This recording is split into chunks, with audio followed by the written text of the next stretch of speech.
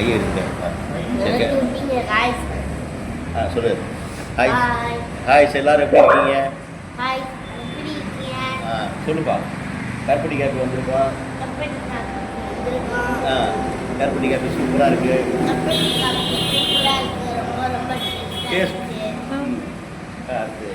என்ன படிக்கிறீங்க?